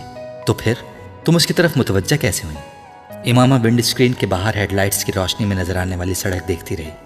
سالار نے اپنا سوال دہرایا. صرف کندھے اچکاتے ہوئے وہ دوبارہ ڈرائیونگ پر توجہ دینے لگا. گاڑی میں ایک بار پھر خاموشی چھا گئی. وہ نعت بہت اچھی پڑھتا ہے. تقریباً 5 منٹ بعد خاموشی ٹوٹی. ونڈ اسکرین سے باہر دیکھتے ہوئے مدھم آواز میں امامہ یوں بڑبڑائی تھی جیسے خود کلامی کر رہی ہو. سالار نے اس کا جملہ سن لیا تھا، مگر وہ اسے ناقابل یقین لگا. کیا؟ اس نے جیسے تصدیق چاہی. جلال بہت اچھی نعت پڑھتا ہے. اسی طرح ونڈ اسکرین سے باہر جھانکتے ہوئے کہا، مگر اس بار اس کی آواز کچھ بلند تھی. بس آواز کی وجہ سے؟ سنگر ہے؟ سالار نے تبصرہ کیا. امامہ نے نفی میں سر ہلایا. پھر بس وہ نعت ہی پڑھتا ہے اور بہت خوبصورت پڑھتا ہے. سالار ہنسا. تم صرف اس کے نعت پڑھنے کی وجہ سے اس سے محبت میں گرفتار ہوئی؟ میں کم از کم اس پر یقین نہیں کر سکتا. امامہ نے گردن موڑ کر اس کی طرف دیکھا. تو مت کرو، تمہاری یقین کی کس کو ضرورت ہے؟ اس کی آواز میں سرد مہری تھی. گاڑی میں ایک بار پھر خاموشی چھا گئی. فرض کرو یہ مان لیا جائے کہ واقعی تم اس کے نعت پڑھنے سے کچھ متاثر ہو کر اتنا آگے بڑھ گئیں. باربرا کاٹلینڈ کے ناول والا رومانسی ہو گیا یہ تو. اور تم ایک میڈیکل کی اسٹوڈنٹ ہو کر اتنا میچیور ذہن رکھتی ہو. سالار نے بے رحمی سے تبصرہ کیا. امامہ نے ایک بار پھر گردن موڑ کر اسے دیکھا. میں بہت میچیور ہوں، بہت زیادہ. پچھلے 2-4 سالوں میں مجھ سے زیادہ پریکٹیکل ہو کر کسی نے چیزوں کو نہیں دیکھا ہوگا. میری رائے محفوظ ہے. ہو سکتا ہے تمہارا پریکٹیکل ہونا میرے پریکٹیکل ہونے سے مختلف ہو. اینی وے میں جلال کی بات کر رہا تھا. وہ جو تم نعت وغیرہ کا ذکر کر رہی تھی اس کی بات. بعض چیزوں پر اپنا اختیار نہیں ہوتا، میرا بھی نہیں. اس بار امامہ کی آواز میں شکستگی تھی. میں پھر تم سے اتفاق نہیں کرتا. ہر چیز اپنے اختیار میں ہوتی ہے. کم از کم اپنی فیلنگز، ایموشنز اور ایکشن پر انسان کو کنٹرول ہوتا ہے. ہمیں پتہ ہوتا ہے کہ ہم کس شخص کے لیے کس طرح کی فیلنگز ڈیولپ کر رہے ہیں، کیوں کر رہے ہیں، اس کا بھی پتہ ہوتا ہے. اور جب تک ہم باقاعدہ ہوش و حواس میں رہتے ہوئے ان فیلنگز کو ڈیولپ نہیں ہونے دیتے، وہ نہیں ہوتی. اس لیے نہیں مان سکتا کہ ایسی چیزوں پر اپنا کنٹرول ہی نہ رہے. اس نے بات کرتے ہوئے دوسری بار امامہ کو دیکھا. اسے احساس ہوا کہ وہ اس کی بات نہیں سن رہی تھی. وہ پل کے جھپکائے بغیر ونڈ اسکرین کو دیکھ رہی تھی. یہ شاید ونڈ اسکرین سے باہر دیکھ رہی تھی. اس کی آنکھیں متورم تھیں اور اس وقت بھی ان میں نمی نظر آ رہی تھی. وہ ذہنی طور پر کہیں اور موجود تھی. کہاں، یہ وہ نہیں جان سکتا تھا. اسے وہ ایک بار پھر ایب نارمل لگی. بہت دیر خاموشی سے ڈرائیو کرتے رہنے کے بعد سالار نے قدر اکتا کر ایک بار پھر اسے مخاطب کیا۔ نعت پڑھنے کے علاوہ اس میں اور کون سی کوالٹی ہے؟ اس کی آواز بلند تھی۔ امامہ بے اختیار چونک گئی۔ نعت پڑھنے کے علاوہ اس میں اور کیا کوالٹی ہے؟ سالار نے اپنا سوال دہرایا۔ ہر وہ کوالٹی جو ایک اچھے انسان، اچھے مسلمان میں ہوتی ہے، امامہ نے کہا۔ مثلاً سالار نے بھویں اچکاتے ہوئے کہا، اگر نہ بھی ہوتی تو بھی وہ شخص حضرت محمد صلی اللہ علیہ وآلہ وسلم سے اتنی محبت کرتا ہے کہ میں اسے اس ایک کوالٹی کی خاطر کسی بھی دوسرے شخص پر ترجیح دیتی۔ سالار عجیب سے انداز میں مسکرایا۔ What a logic! ایسی باتوں کو تمہیں واقعی نہیں سمجھ سکتا۔ اس نے گردن کو نفی میں ہلاتے ہوئے کہا، تم اپنی پسند سے شادی کرو گے یا اپنے پیرنٹس کی پسند سے؟ امامہ نے اچانک اس سے پوچھا۔ وہ حیران ہوا۔ آف کورس اپنی پسند سے۔ پیرنٹس کی پسند سے شادی کرنے والا زمانہ تو نہیں ہے یہ۔ اس نے کندھے اچکاتے ہوئے لاپرواہی سے کہا، تم بھی تو کسی کوالٹی کی وجہ سے کوئی لڑکی پسند کرو گے، شکل و صورت کی وجہ سے، یا پھر جس سے تمہاری انڈرسٹینڈنگ ہو جائے گی اس سے، ایسا ہی ہوگا نا؟ وہ پوچھ رہی تھی۔ یقیناً، سالار نے کہا، میں بھی تو یہی کر رہی ہوں۔ اپنی اپنی ترجیحات کی بات ہوتی ہے۔ تم ان چیزوں کی بنا پر کسی سے شادی کرو گے، میں بھی ایسی ہی ایک وجہ کی بنا پر شادی کرنا چاہتی تھی جلال نصر سے۔ وہ رکی۔ میری خواہش ہے کہ میری شادی اس سے ہو جو حضرت محمد صلی اللہ علیہ وآلہ وسلم سے مجھ سے زیادہ محبت رکھتا ہو۔ جلال النصر آپ صلی اللہ علیہ وآلہ وسلم سے مجھ سے زیادہ محبت کرتا تھا۔ مجھے لگا مجھے اسی شخص سے شادی کرنی چاہیے۔ میں نے تم سے کہا بعض چیزوں پر اختیار نہیں ہوتا، بعض خواہشات، بس ان سے چھٹکارا پانا ممکن نہیں ہوتا۔ اس نے افسردگی سے سر کو جھٹکتے ہوئے کہا، اور اب جب وہ شادی کر چکا ہے تو اب تم کیا کرو گی؟ پتہ نہیں۔ تم ایسا کرو کہ تم کسی اور نعت پڑھنے والے کو ڈھونڈ لو، تمہارا مسئلہ حل ہو جائے گا۔ وہ مذاق اڑانے والے انداز میں ہنسا۔ امامہ پل کے جھپکائے بغیر اسے دیکھتی رہی۔ وہ سفاکی کی حد تک بے حس تھا۔ اس طرح کیوں دیکھ رہی ہو تم؟ میں مذاق کر رہا ہوں۔ وہ اب اپنی ہنسی پر قابو پا چکا تھا۔ امامہ نے کچھ کہنے کے بجائے گردن موڑ لی۔ تمہیں تمہارے فادر نے مارا ہے؟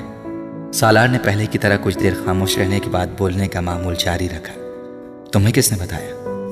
امامہ نے اسے دیکھے بغیر کہا، ملازمہ نے۔ سالار نے اطمینان سے جواب دیا، بیچاری یہ سمجھ رہی ہے کہ تم جو یہ شادی سے انکار کر رہی ہو وہ میری وجہ سے کر رہی ہو، اس لیے اس نے مجھ تک تمہاری حالت اظہار بڑے دردناک انداز میں پہنچائی تھی۔ مارا ہے تمہارے فادر نے؟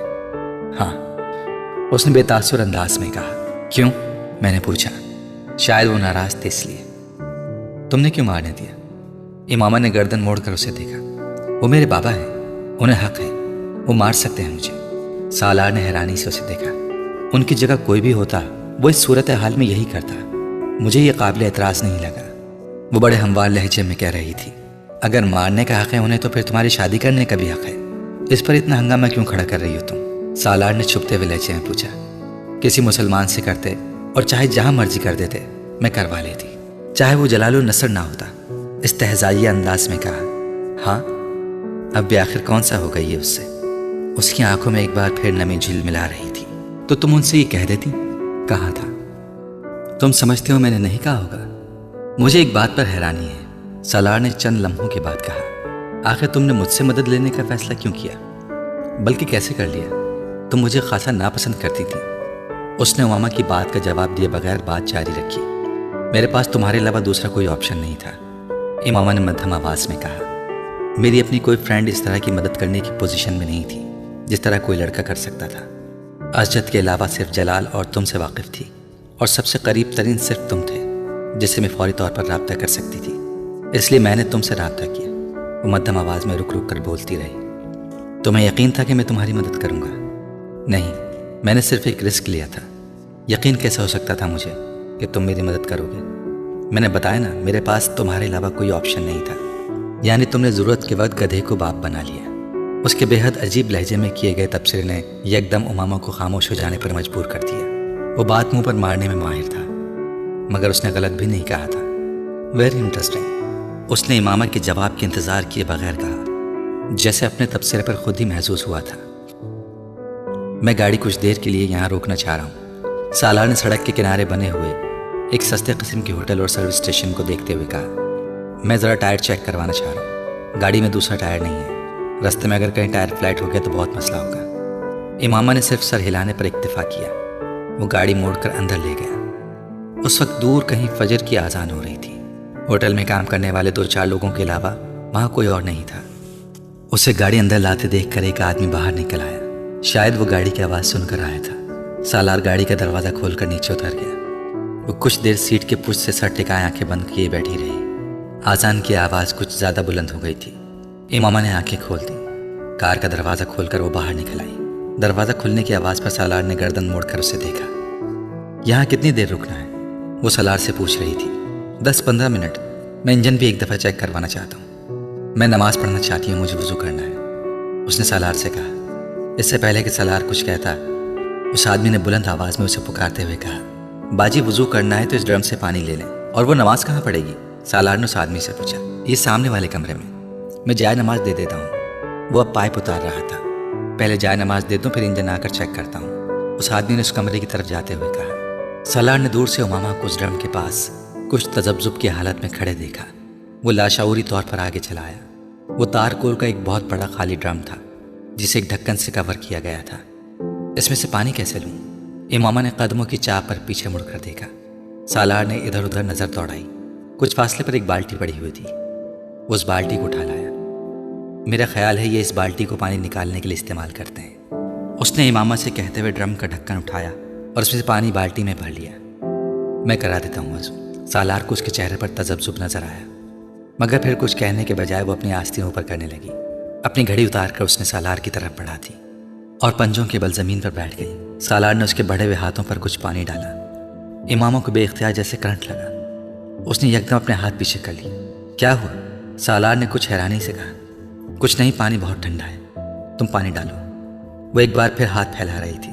سالار نے پانی ڈالنا شروع کر دیا۔ وہ وضو کرنے لگی۔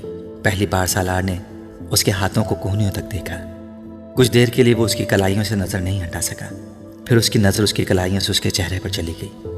وہ اپنی چادر کو ہٹائے بغیر بڑی احتیاط کے ساتھ سر، کانوں اور گردن کا مسح کر رہی تھی، اور سالار کی نظریں اس کے ہاتھوں کی حرکت کے ساتھ ساتھ سفر کر رہی تھیں۔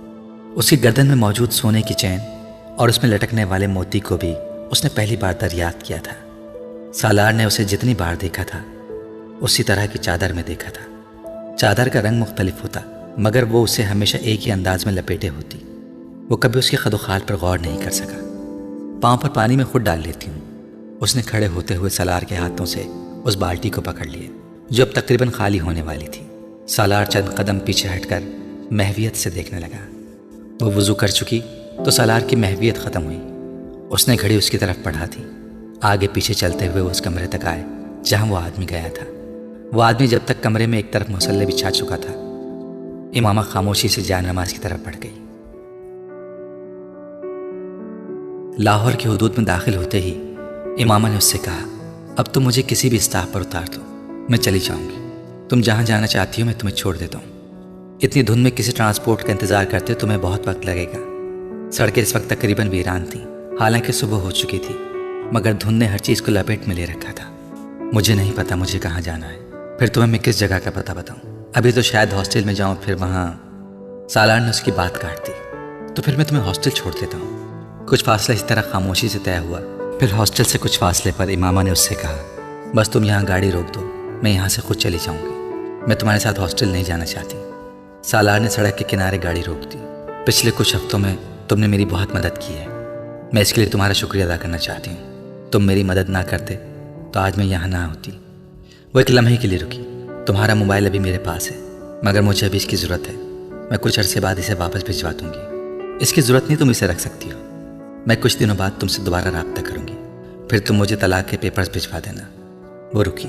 میں امید کرتی ہوں کہ تم میرے پیرنٹس کو کچھ نہیں بتاؤ گے۔ یہ کہنے کی ضرورت نہیں تھی، سالار نے بھمیں اچکاتے ہوئے کہا۔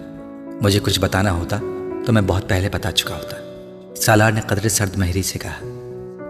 تم مجھے بہت برا لڑکا سمجھتی تھی، کیا ابھی بھی تمہاری میرے بارے میں وہی رائے ہے یا تم نے اپنی رائے میں کچھ تبدیلی کی ہے؟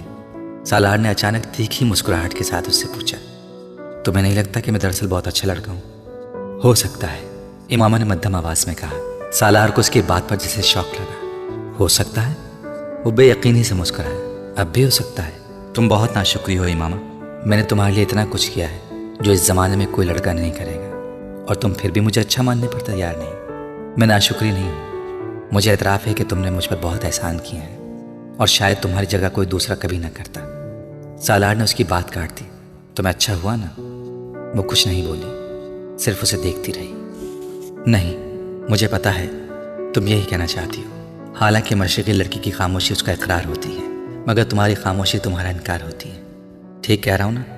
ہم ایک فضول بحث کر رہے ہیں، ہو سکتا ہے۔ سالار نے کندھے اچکائے۔ مگر مجھے حیرانی ہے کہ تم… اس بار امامہ نے اس کی بات کاٹ دی۔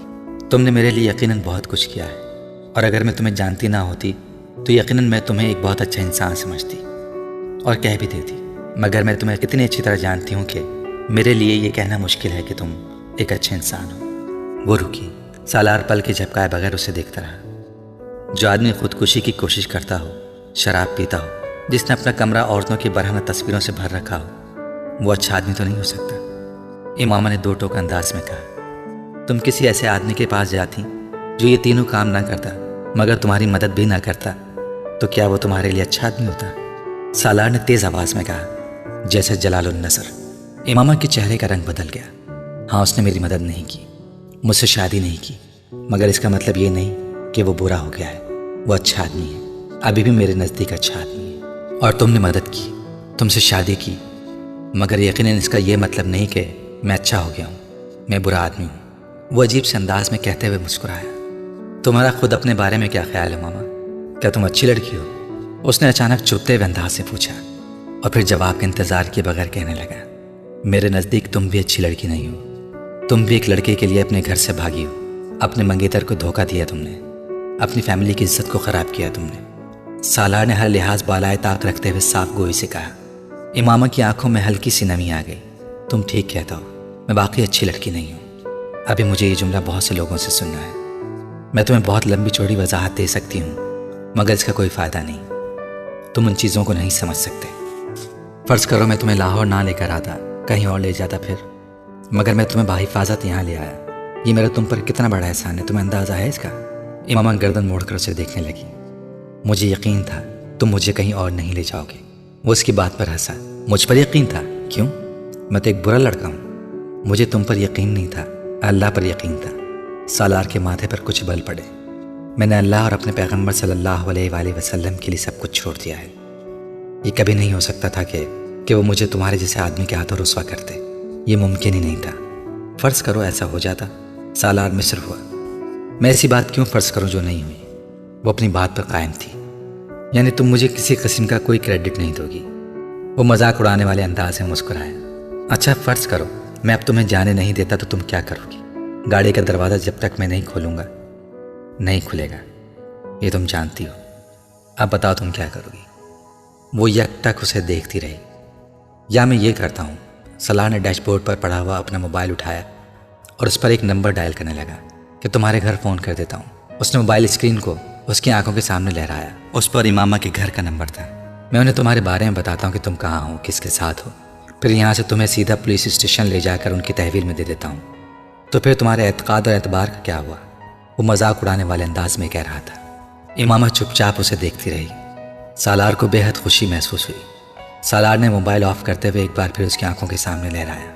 کتنا بڑا احسان کر رہا ہوں تم پر کہ ایسا نہیں کر رہا۔ اس نے موبائل کو دوبارہ ڈیش بورڈ پر رکھتے ہوئے کہا، حالانکہ تم بے بس ہو، کچھ بھی نہیں کر سکتی۔ اس طرح رات کو میں تمہیں کہیں اور لے جاتا تو تم کیا کر لیتی؟ میں تمہیں شوٹ کر دیتی۔ سالار نے حیرانی سے اسے دیکھا، پھر کہکا مار کر ہنسا۔ کیا کر دیتی؟ میں تمہیں شوٹ کر دیتی۔ اس نے اسی انداز میں رک رک کر اسے کہا۔ وہ اسٹیئرنگ پر دونوں ہاتھ رکھ کر کھلکھلا کر ہنسا۔ کبھی زندگی میں پسٹل دیکھا بھی ہے تم نے؟ اس نے امامہ کا مذاق اڑاتے ہوئے کہا۔ سالار نے اسے جھکتے اور اپنے پاؤں کی طرف ہاتھ بڑھاتے دیکھا۔ جب وہ سیدھی ہوئی تو اس نے سالار سے کہا، شاید اسے کہتے ہیں۔ سالار ہنسنا بھول گیا۔ اس کے دائیں ہاتھ میں چھوٹے سائز کا ایک بہت خوبصورت اور قیمتی لیڈیز پسٹل تھا۔ سالار پسٹل پر اس کے ہاتھوں کی گرفت دیکھ کر جان گیا تھا کہ وہ کسی اناڑی کے ہاتھ میں نہیں تھا۔ اس نے بے یقینی سے امامہ کو دیکھا۔ تم مجھے شوٹ کر سکتی تھی؟ ہاں، میں تمہیں شوٹ کر سکتی تھی، مگر میں نے ایسا نہیں کیا کیونکہ تم نے مجھے کوئی دھوکہ نہیں دیا۔ اس نے مستحکم آواز میں کہا۔ اس نے پسٹل سالار کی طرف نہیں کیا تھا، صرف اپنے ہاتھ میں رکھا تھا۔ گاڑی کا لاک، اس نے بات ادھوری چھوڑتے ہوئے سالار سے کہا۔ سالار نے غیر ارادی طور پر اپنی طرف موجود بٹن کو دبا کر لاک کھول دیا۔ امامہ نے دروازہ کھول دیا۔ وہ اب اپنی پسٹل اپنی گود میں موجود بیگ میں رکھ رہی تھی۔ دونوں کے درمیان مزید کوئی بات نہیں ہوئی۔ امامہ نے گاڑی سے نکل کر اس کا دروازہ بند کر دیا۔ سالار نے اسے تیز قدموں کے ساتھ ایک قریب آتی ہوئی ویگن کی طرف جاتے دیکھا اور پھر اس نے سوار ہوتے دیکھا۔ اس کی قوت مشاہدہ بہت تیز تھی، وہ کسی بھی شخص کے چہرے کو پڑھ سکتا تھا اور اسے اس چیز پر بڑا زوم تھا۔ مگر وہاں اس دھند آلود سڑک پر گاڑی پر بیٹھے ہوئے اس نے اعتراف کیا وہ امامہ ہاشم کو نہیں جان سکا تھا۔ وہ اگلے کئی منٹ تک اسٹیئرنگ پر دونوں ہاتھ رکھے بے یقینی کے عالم میں وہیں بیٹھا رہا تھا۔ امامہ ہاشم کے لیے اس کی ناپسندیدگی میں کچھ اور اضافہ ہو گیا تھا۔ وہ واپسی پر دھند کی پرواہ کیے بغیر پوری رفتار سے گاڑی چلا کر آیا تھا۔ پورے راستے اس کا ذہن اسی ادھیڑ بند میں لگا ہوا تھا کہ اس نے پسٹل آخر کہاں سے نکالا تھا۔ وہ پورے وثوق سے کہہ سکتا تھا کہ جس وقت وہ وضو کے لیے پاؤں دھو رہی تھی اس وقت وہ پسٹل اس کی پنڈلی کے ساتھ نہیں تھا، ورنہ وہ ضرور اسے دیکھ لیتا۔ بعد میں نماز پڑھنے کے دوران بھی وہ بغور اسے سر سے پاؤں تک دیکھتا رہا تھا۔ پسٹل تب بھی اس کی پنڈلی کے ساتھ بندھا ہوا نہیں تھا۔ وہ برگر کھانے اور چائے پینے کے بعد گاڑی میں آ کر بیٹھ گئی تھی۔ وہ کچھ دیر بعد گاڑی میں آیا تھا۔ وہ یقیناً گاڑی میں موجود اس کے بیگ میں ہی ہوگا۔ وہ اندازے لگاتا رہا۔ وہ جس وقت اپنے گھر پہنچا اس کا موڈ آف تھا۔ گیٹ سے گاڑی اندر لے جاتے ہوئے اس نے چوکیدار کو اپنی طرف بلایا۔ رات کو میں جس لڑکی کے ساتھ یہاں سے گیا تھا تم اس کے بارے میں کسی کو نہیں بتاؤ گے، بلکہ میں رات کو کہیں نہیں گیا، سمجھ آیا؟ اس نے تحکمانہ انداز میں کہا۔ جی، میں کسی کو نہیں بتاؤں گا۔ چوکیدار نے فرما برداری سے سر ہلایا۔ وہ احمق نہیں تھا کہ ایسی چیزوں کے بارے میں کسی کو بتاتا پھرتا۔ اپنے کمرے میں آ کر وہ اطمینان کے ساتھ سو گیا۔ اس کا اس دن کہیں جانے کا ارادہ نہیں تھا۔ وہ اس وقت گہری نیند میں تھا جب اس نے اچانک کسی کو اپنے کمرے کے دروازے کو زور زور سے بجاتے سنا۔ وہ یک دم اٹھ کر بیٹھ گیا۔ دروازہ واقعی بج رہا تھا۔ اس نے مندی ہوئی نظروں سے وال کلاک کو دیکھا جو 4 بجا رہا تھا۔ اپنی آنکھوں کو رگڑتے ہوئے وہ اپنے بیڈ سے اٹھ کھڑا ہوا۔ اسے دروازہ بجانے والے پر شدید غصہ آ رہا تھا۔ اسی غصے کے عالم میں اس نے بڑبڑاتے ہوئے ایک جھٹکے کے ساتھ دروازہ کھول دیا۔ باہر ملازم کھڑا تھا۔ کیا تکلیف ہے تمہیں؟ کیوں اس طرح دروازہ بجا رہے ہو؟ دروازہ توڑنا چاہتے ہو تم؟ وہ دروازہ کھولتے ہی ملازم پر چلایا۔ سالار صاحب، باہر پولیس کھڑی ہے۔ ملازم نے گھبرائے ہوئے انداز میں کہا۔ سالار کا غصہ اور نیند 1 منٹ میں غائب ہو گئے۔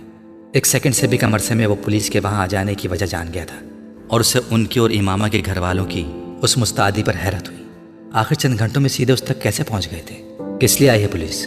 اس نے اپنی آواز کو پرسکون رکھتے ہوئے بے تاثر چہرے کے ساتھ پوچھا۔ جی یہ تو نہیں پتا، بس وہ یہ کہہ رہے ہیں کہ آپ سے ملنا ہے۔ مگر چوکیدار نے گیٹ نہیں کھولا۔ اس نے ان سے کہہ دیا کہ آپ گھر پر نہیں ہیں، مگر ان کے پاس آپ کے وارنٹ ہیں۔ وہ کہہ رہے ہیں کہ اگر انہیں اندر نہیں آنے دیا گیا تو وہ زبردستی اندر آ جائیں گے اور تمام لوگوں کو گرفتار کر کے لے جائیں گے۔ سالار نے بے اختیار اطمینان بھرا سانس لیا۔ چوکیدار نے واقعی بڑی عقل مندی کا مظاہرہ کیا تھا۔ اسے یقیناً یہ اندازہ ہو گیا تھا کہ پولیس رات والی لڑکی کے معاملے میں ہی تفتیش کے لیے وہاں آئی تھی، اس لیے اس نے نہ تو پولیس کو اندر آنے دیا اور نہ ہی انہیں یہ بتایا کہ سالار گھر پر موجود تھا۔ تم فکر مت کرو، میں کچھ نہ کچھ کرتا ہوں، سالار نے ملازم سے کہا اور واپس اپنے بیڈ روم میں آ گیا۔ وہ کسی عام شہری کا گھر ہوتا تو پولیس شاید دیوار پھلانگ کر بھی اندر داخل ہو جاتی، مگر اس وقت وارنٹ کے باوجود اس گھر کا سائز اور جس علاقے میں وہ واقع تھا انہیں خوف میں مبتلا کر رہے تھے۔ اگر امامہ کا خاندان بھی اثر و رسوخ والا نہیں ہوتا تو شاید اس وقت پولیس اس سیکٹر میں آنے اور خاص طور پر وارنٹ کے ساتھ آنے کی جرت ہی نہ کرتی۔ مگر اس وقت پولیس کے سامنے آگے کنواں پیچھے کھائی والی صورت تھی۔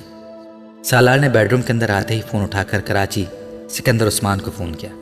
پاپا ایک چھوٹا سا پرابلم ہو گیا ہے، اس نے چھوٹتے ہی کہا۔ یہاں ہمارے گھر کے باہر پولیس کھڑی ہے اور ان کے پاس میری گرفتاری کے وارنٹ ہیں۔ سکندر عثمان کے ہاتھ سے موبائل گرتے گرتے بچا۔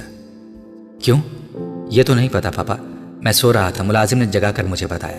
کیا میں پولیس والوں سے جا کر پوچھوں کہ وہ کس سلسلے میں مجھے گرفتار کرنا چاہتے ہیں؟ سالار نے بڑی فرما برداری اور معصومیت کے ساتھ سکندر عثمان سے پوچھا۔ نہیں، باہر نکلنے یا پولیس کو اندر بلوانے کی ضرورت نہیں ہے، تم اپنے کمرے میں ہی رہو، میں تھوڑی دیر بعد تمہیں رنگ کرتا ہوں۔ سکندر عثمان نے عجلت کے عالم میں موبائل بند کر دیا۔ سالار نے مطمئن ہو کر فون رکھ دیا۔ وہ جانتا تھا کہ اب کچھ دیر بعد پولیس وہاں نہیں ہوگی، اور واقعی ایسا ہی ہوا تھا۔ 10-15 منٹ کے بعد ملازم نے آ کر اسے پولیس کے جانے کے بارے میں بتایا۔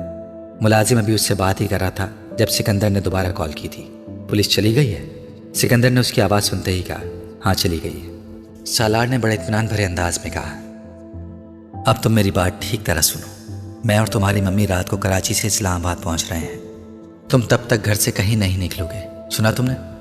سالار کو ان کی بات کرنے کا انداز بہت عجیب سا لگا۔ انہوں نے بہت ٹکڑا انداز اور سرد مہری سے اس سے بات کی تھی۔ سن لیا، وہ دوسری طرف سے فون بند کر چکے تھے۔ سالار ابھی فون بند کر رہا تھا جب اس کی نظر اپنے کمرے کے کارپیٹ پر پڑی۔ وہاں جوتے کے نشانات تھے ملازم بھی قدر حیرانی کے عالم میں ان نشانات کو دیکھ رہا تھا جو کھڑکی سے قطار کی صورت میں بڑھ رہے تھے۔ جوتے کے نشانات کو صاف کر دو، سالار نے تحکمانہ انداز میں کہا۔ ملازم کمرے سے باہر چلا گیا۔ سالار اٹھ کر کھڑکی کی طرف آ گیا۔ اس نے وہ سلائڈنگ ونڈو پوری طرح کھول دی۔ اس کا اندازہ ٹھیک تھا، جوتے کے وہ مٹی والے نشانات باہر برآمدے میں بھی موجود تھے۔ امامہ اپنی کیاریوں سے گزر کر دیوار پھلانگ کر ان کی کیاریوں میں کودی تھی، اور یہی وجہ تھی کہ اس کے جوتے کے تلے مٹی سے بھر گئے تھے۔ اوس کی وجہ سے وہ مٹی کم اور کیچڑ زیادہ تھی۔ اس کے برآمدے کے سفید ماربل پر وہ نشانات بالکل ایک قطار کی صورت میں آ رہے تھے۔ وہ گہری سانس لیتا ہوا اندر آ گیا۔ ملازم کمرے میں ان نشانات کو صاف کرنے میں مصروف تھا۔ باہر برآمدے میں بھی پیروں کے کچھ نشانات ہیں، انہیں بھی صاف کر دینا۔ سالار نے اس سے کہا، یہ کس کے نشان ہیں؟ ملازم زیادہ دیر اپنے تجسس پر قابو نہیں رکھ سکا۔ میرے، سالار نے اکھڑ لہجے میں کہا۔